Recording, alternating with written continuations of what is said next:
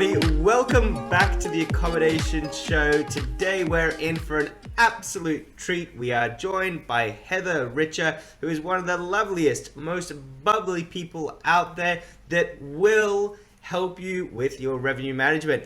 Welcome to the show, Heather.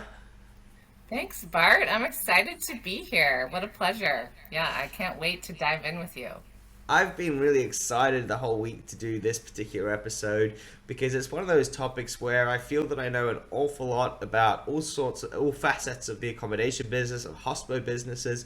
But one of the parts that I'm learning about the most this year is revenue management, how it works, and what it can do to really transform the business. And I know that you're one of the experts. You were referred by Andrew Kitchell from Wheelhouse to us. He said, talk to Heather, she knows what she's doing.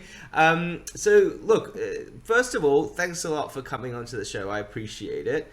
And then the second thing I'd love you to do is to introduce yourself to the audience. Let everybody know who you are, where you're from, and what you get up to in your business. Sure. So as Bart said, my name is Heather Richer. I was fortunate enough to marry into that name. So the company I started a few years ago is Richer Logic. We do consulting, revenue management strategy in the short-term rental industry specifically. But how I arrived here, I've been in the hospitality industry my whole career. So I started in the hotel space. I've been involved in revenue management for boutique hotels, resorts. I've also done restaurant revenue management. My partner has done casino revenue management.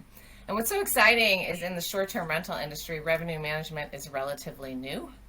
The technology that we're all seeing, some of us are using, has really only been around for 3 to 5 years. And so we're kind of at the forefront. Anybody talking about this topic, you're pioneers in revenue management for short-term rental, vacation rentals. So it's an exciting time to be in this space. And that's my background, right? The theory, the philosophy.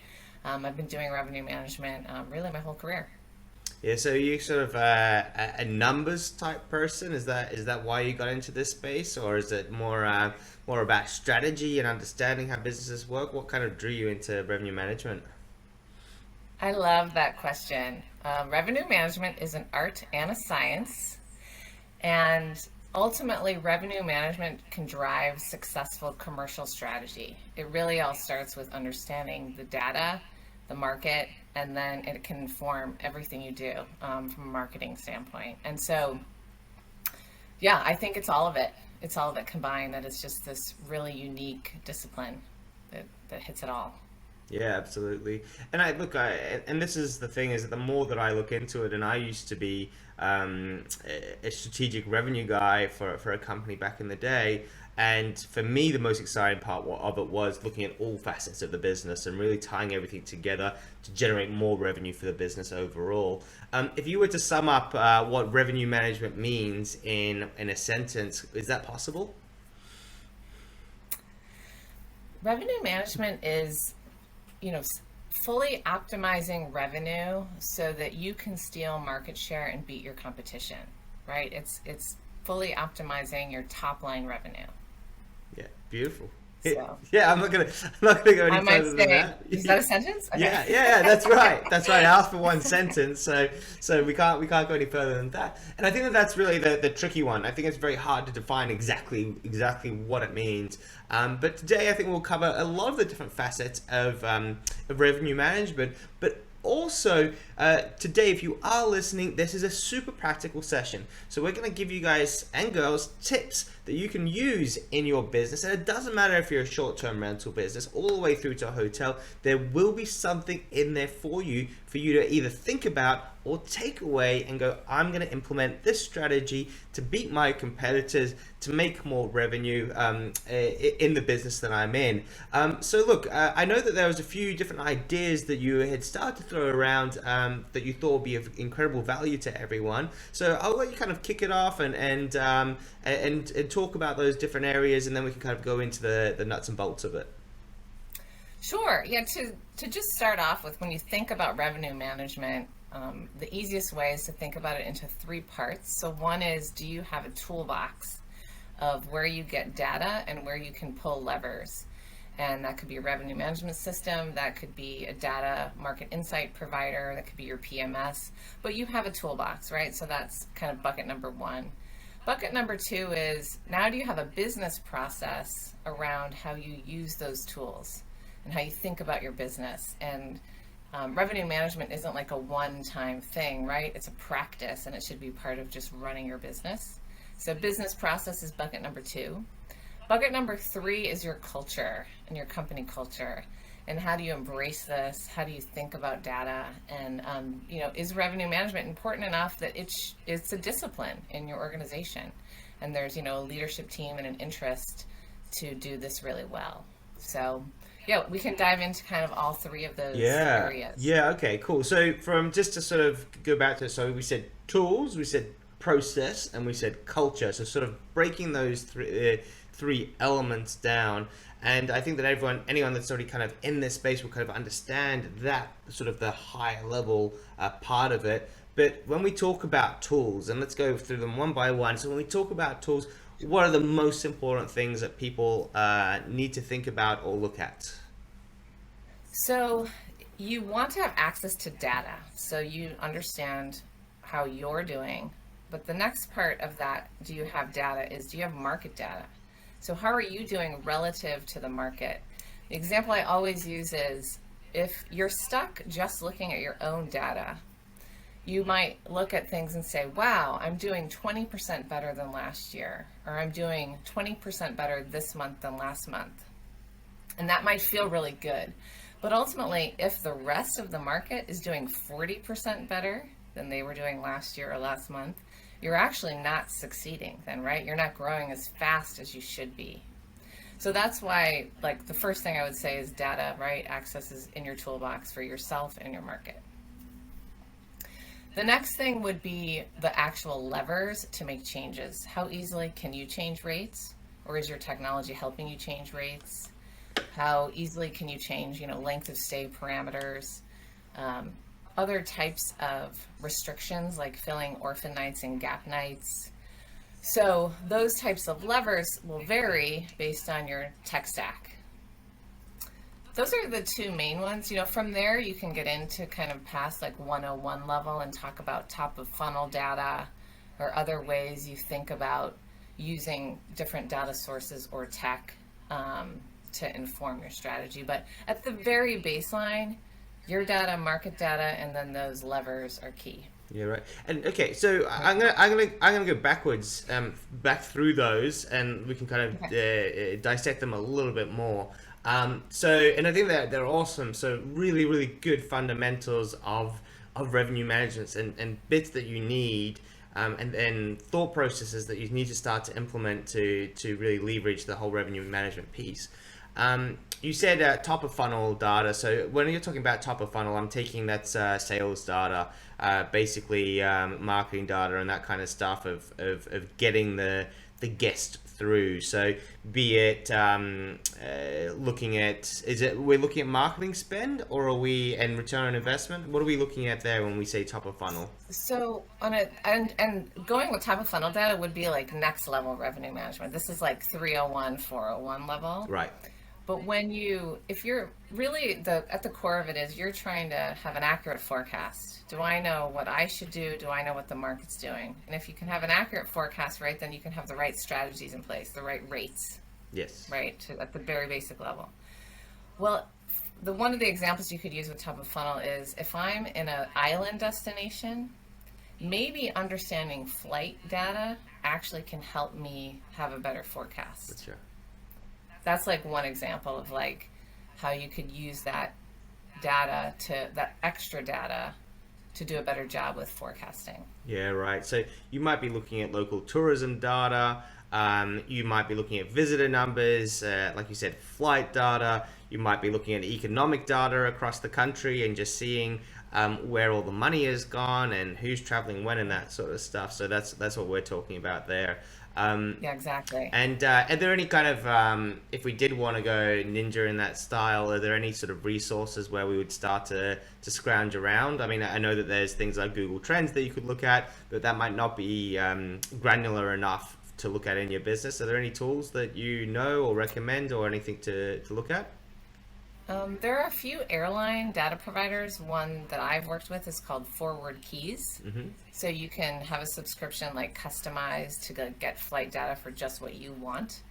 And it's also not down to just like flight prices, but also like number of seats available, like how booked are flights, Right. kind of booking windows of flights, like how far out are people booking. So Yeah, right. Cool. and then you can then kind of go do some from correlation. there. All right. And then levers. So pulling different levers and making changes to our pricing strategy. That's what we're talking about. Is there? Talk us through that a bit more. Sure. So, in a less automated manner, maybe if you only have like a PMS, or maybe you have just your units on Airbnb or Vrbo, right? On those channels, even directly, you can go in and you could set a rate for 30 nights or a discounted rate for 7 nights. You can put in a 2-night stay minimum or 3-night stay minimum. And these different restrictions and this framework, right, can increase or decrease your revenue if configured properly.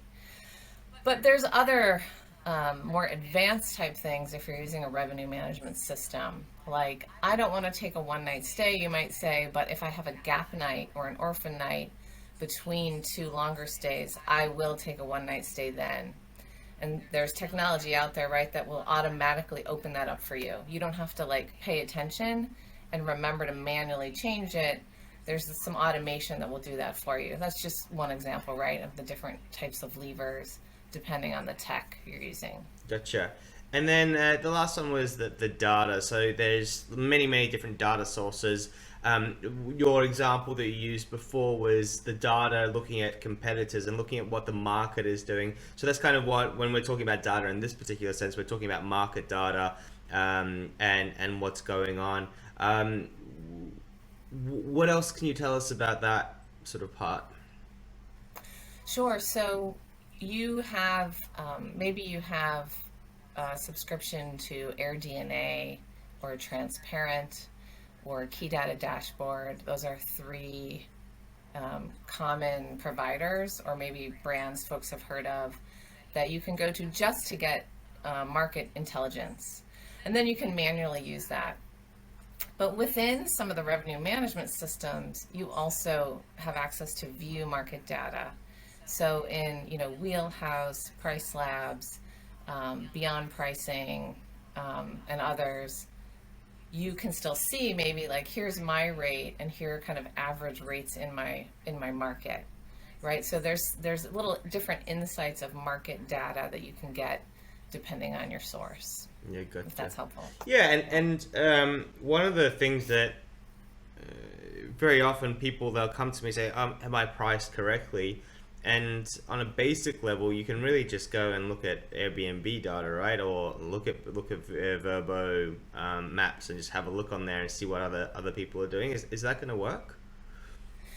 So if you're benchmarking yourself and you want to price yourself in line with the market, it's really important to feel confident in your comparables, right? Because I might just say, well, am I looking at all the 2 bedrooms in the market compared to my 2 bedrooms? But if you have like micro neighborhoods or you have like real attributes that are impactful, like maybe hot tubs, right? That units with hot tubs versus without can garner higher rates. You want to make sure that you're benchmarking or you're pricing like relative to some similar comparables as possible. And the other thing, I guess this is a word of warning for everyone out there. If you are looking at Airbnb and you're comparing a certain time period, the problem that you've got is you can't see what's already been booked. So if the bookings have been made, you don't know what price they went for if you're looking at it in a live feed sense. So you don't really know what the market's doing. You can see what people's prices are maybe into the future if they haven't been booked, but the ones that have been booked, you don't know what that moment was and what that pricing was. So it's very hard for you to make a decision as to whether the pricing is correct or incorrect. Yeah, cool. All right.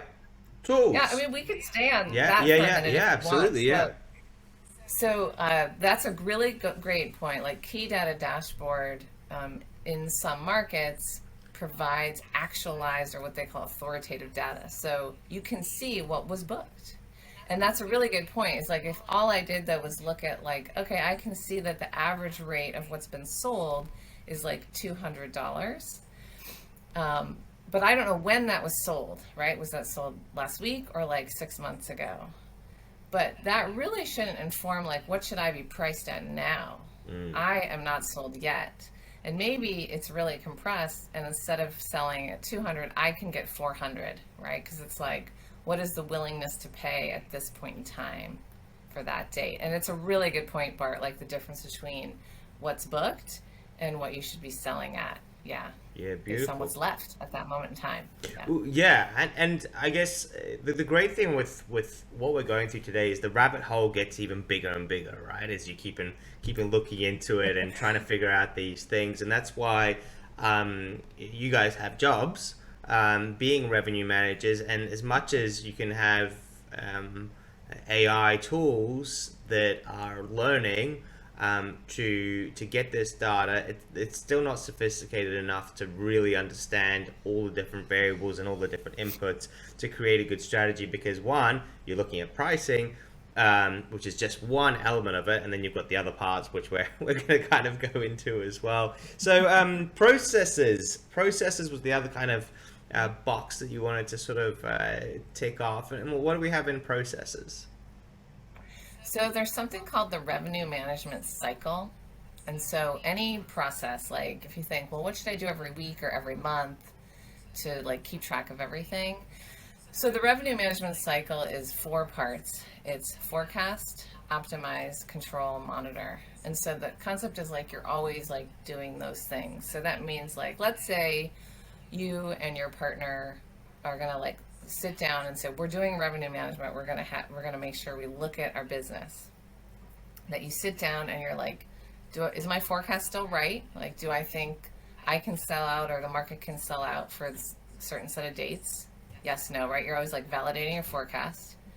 And then based on that, are you still working to generate demand or are you trying to optimize demand, right? So it's always like one of the two, depending on what you're forecasting on dates.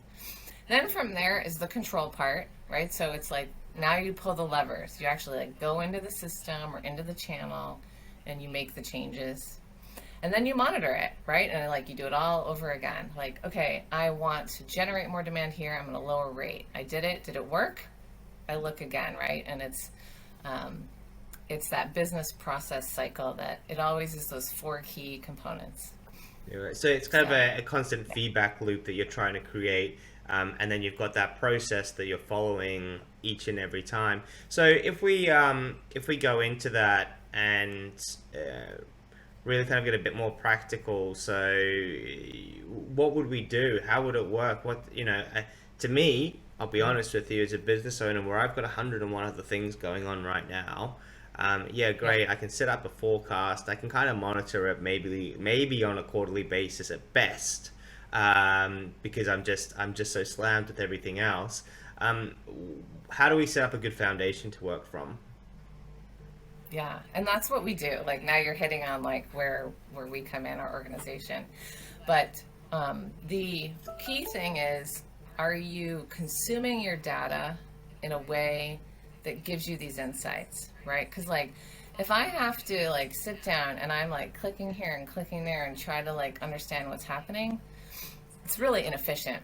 So there's this process, right, that you're curating your portfolio so that you can look at the data to get the insights quickly. So like if every week I want to look at this, then I want to know some key metrics and look at my portfolio. Like I just want to look at all my 2 bedrooms, all my 3 bedrooms, and I want to like, maybe I want to go further. I've got value 2 bedrooms and premium 2 bedrooms, right? So you've set it up so that when you look at your data, you're monitoring like the success of those like cuts of data, right? And you have to set up your reporting tools, your analytics to quickly tell the story and to quickly make decisions. And that's got to be custom for you. Yeah. Because you're right, you've got to do it fast. You can't spend like hours and hours. So a lot of that is going back to look at all the reporting of what's actually happened, and kind of tie it into some of the assumptions that you made beforehand, and seeing if it's going to be correct. So I imagine those reports, and I remember walking into an organization with no reporting and then just going, how can we know what's going on if we've got no reporting and no visibility? So how can we make any strategic decisions? When we're talking about our space and what we're doing, like in my ideal world, I was always looking at reports every single day, depending on the business size. And I think that when you're a smaller business, you don't need to look at it every single day. And the bigger you get, from every single day to every few hours, you might be looking at this sort of data. Any kind of recommendations as to where people should start with the reporting and looking at this stuff?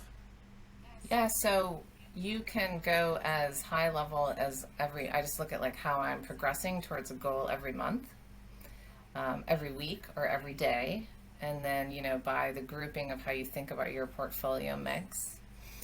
But ultimately, our recommendation is you want to look at the next 12 months once a week or once every 2 weeks. If you have a portfolio of, 20 to 50 units, there's enough going on, and your booking windows could vary, that you always want to sit down and look at the next 12 months. And like the cuts of that, monthly, daily, weekly, how, what groups of your portfolios, because that's important in that if right now I look at 6 months from now, I might see that my larger homes are booking. So I need to pay attention to those now, right? Do I like how I'm priced because this is the booking window? But for your studios, you're not paying attention as much. The market's not getting bookings, you're not getting bookings, you're not in the booking window, right? So that's why that breakdown can be important if you have a really wide mix of different units. And one of the things that you said is you're forecasting 12 months ahead of time. To me, that feels like a super arbitrary number. What's to say it's not 13 months or 11 months? What? I mean, 12 months, it's a year, right? But is there any signs that we can apply towards how far ahead we want to forecast? Yeah, so the reason we always do rolling 12 is because there's this kind of philosophy that, like, if people are booking a trip more than a year out, there's something up, right? Like, it's a special occasion maybe, and they like want to make sure they get something, so they're willing to pay, or there's an event and they're willing to pay. So there's really, when you're open more than 12 months out with rates, there's arguments that some folks go 15 months because they're getting like 30-night stays or snowbird seasons, things like that. But it's just a caution. Like, if you're open farther than that, you're just opening up your chance that you're going to leave money on the table. Yeah. It's interesting because I've seen people only have 90-day booking windows. I've seen people have 270-day booking windows, so it's not a full year, so they don't get caught out. And then you're saying also have a year. Would you, if someone's listening right now and they're going, all right, I need to change this, I need to go to this period of time, what would it be, and what would you? I know that it's different for every circumstance, Heather, but how? Okay, so one, can we give them a recommendation? And if we cannot, what would be the strategy to find the answer? So one of the things that's universally true that you could say this is advice is when you know you're going to be busy, pay attention to that period. And pay attention because it's your opportunity to like make hay, right? And if you raise or lower rates, you can open up the floodgates or close them, right? Like, people are shopping, maybe every unit in the market can sell 3 times over. Yeah. So I would say that's universally true. Every time you sit down, make sure you're putting your eye on those high demand periods. If that, then we could go further, but that would be one of the thing, ways right? to do it. Yeah, right. So from what you're saying as well is that booking window, we're not necessarily saying it could be, you could choose 270 days, or you could choose 360 days. It doesn't really matter. but what you're saying is make sure that whatever the booking window is, that your pricing is correct, or at least reasonably correct ahead of time within that window, so that if it is a year ahead of time, that there is a strategy to the price, rather than, hey, we're just going to set it what it was last year. It's like, no, actually we need to look at it and make sure we've got a plan ahead. Is that a good summary? Yeah, that's totally fair. And Okay, so with the process, don't forget, folks, that there's different elements that you want to be looking at. Remember with these shows as well, if you're like, oh, what were those processes? Just rewind it a little bit, and then it'll all be in there. And if you are listening, the good news is there'll be a download which Heather will be putting together, which will be in the show notes, and then you'll be able to get a lot of this stuff in the download, which will really help you in your business. So don't panic. If you're in the car and if you're listening to this and you're like, oh my God, I've got to write all this down. We've got you. Right. So for the last part, if we talk about culture, what are we talking about when it's culture? Why has culture got anything to do with my revenue? right. Well, good revenue management is, I'll go back to that art and science part, which means a culture of trying things, testing, and being open, right? And if you are really strict about certain rules, you may miss opportunity. So it's a balance. If your operations team and your revenue management team are talking, right, they might say, oh, we're so busy, like housekeeping is stretched, right? Like we can't take one night stays. But if revenue management can talk about like the revenue lift and how much opportunity there is for one night stays, right, then the whole organization can kind of rally behind like, we should do this. Let's try to make it happen. And it might be you even are developing incentives around, your ops team and your like revenue commercial team. Because if you really just say like, we're just going to stay in these rules and this framework, or we've never sold that unit, like another one we hear is like, we've never sold that unit for more than $500. And if you let that kind of bias get in the way, you might not realize that, yeah, there are times when you can sell it for 700 or more. And so it's really trying to let the data make decisions and bringing everybody into the conversation in some form so that there's kind of buy-in and support of like, how do we make more money? And getting creative, right? Like maybe that housekeeping problem, you can come up with a solution of only taking one night stays on like these units versus those. And like a compromise, like, okay, well, we can clean those for one nighters, but not the larger homes. So you really are talking through like how to get there, right? But that's the culture part. Yeah. So if I'm hearing it right, I'm hearing you say, be creative, explore, find new ways of doing things. Don't be afraid to break boundaries that you've set yourself. And that's going to be of most benefit. There's so many different examples that I can think of breaking the way things are done, and especially if you look at the way that new companies are coming onto the scene, be it Uber, the way that Tesla sold all its cars before it even started production, by letting people put tiny deposits down, but then they were still converting those cars into sales. And then we're talking about within this that we've got a lot of assumptions that we put into place, but they could be completely wrong. So what you're saying is culturally within the organization, you want to make sure that you're aligned with trying to seek out more profitability, but also increase the risk profile a little bit as well, because you're going with something which is unknown. Is that about right? I think that's true. And we talk about that term a lot, like, well, when we have conversations, what's your risk tolerance? Mm-hmm. Right? And we're like, and sometimes the answer is, we can't do that. We can't deal with those owners.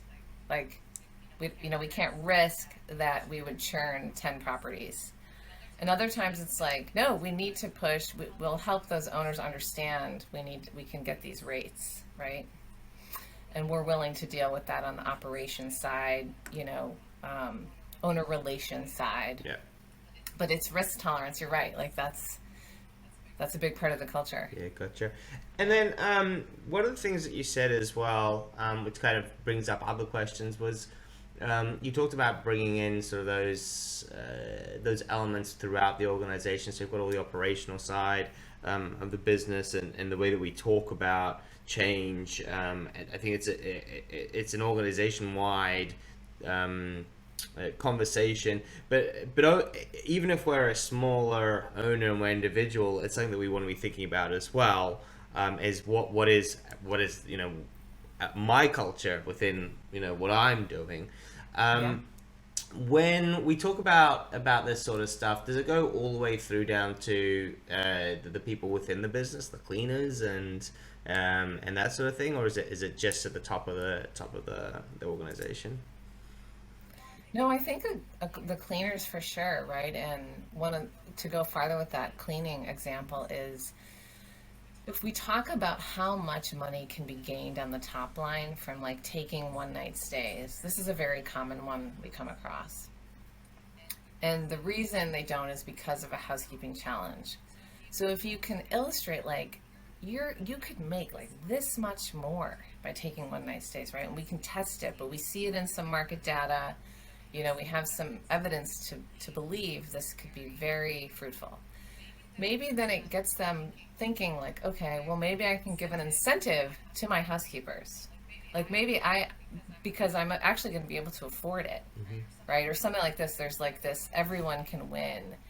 And so I think in that's an example of where it absolutely could kind of trickle all the way through. Yeah. Okay. So one of the things I realized within organizations, we get into a habit of doing things in a certain way, and we get into a habit of doing things in a certain way because we've created beliefs based on the way things always were in the past or beyond limitations. One of the nice things that I think that you said was that we don't take one night stays because there's an operational problem, and here it could potentially be the housekeepers.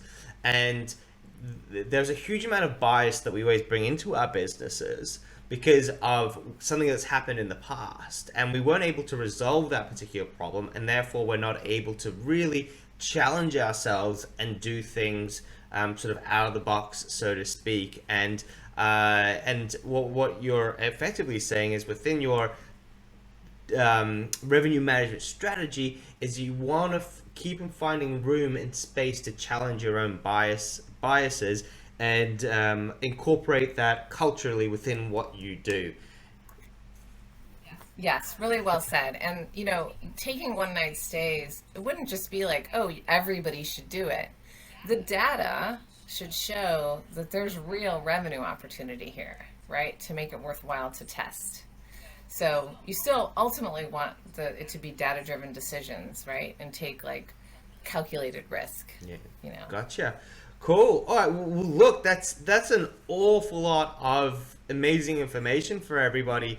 And if we were to break these down, there'll be at least 10 or almost 15 different points of things that people need to look at. So, look, Heather, I think that's a really good wrap for everybody. And a lot of people will be scratching their heads going, so what do I do next?